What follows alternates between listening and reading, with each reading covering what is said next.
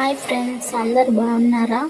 Today మనం చేసే video ఏంటంటే కరివేపాకు వల్ల కలిగే లాభాలు. కరివేపాకు పొడి చేసుకోవడం వల్ల అది తింటే చాలా వెయిట్ లాస్ అవుతారు. ఇంకొకటి తలకి కూడా పెట్టుకుంటారు. కరివేపాకు వంటల్లో వేసినామంటే సూపర్ స్మెల్ వస్తుంది. చాలా చాలా బాగుంటుంది. ఇలాంటి కరివేపాకుని చాలామంది వంటల్లో వేస్తే తీసేస్తారు, పడేస్తారు. అలా పడేయకూడదు. పడేయడం వల్ల మనకు ఎంతో నష్టం కలుగుతుంది.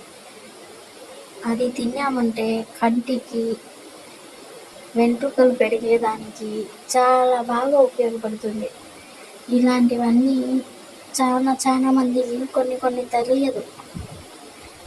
కరివేపాకు పచ్చడి చేస్తారు, పొడి చేసుకుంటారు, వంటల్లో వేస్తారు, తలకు పెట్టుకుంటారు. ఇలాంటివన్నీ మనం అన్నీ తెలుసుకోవాలి.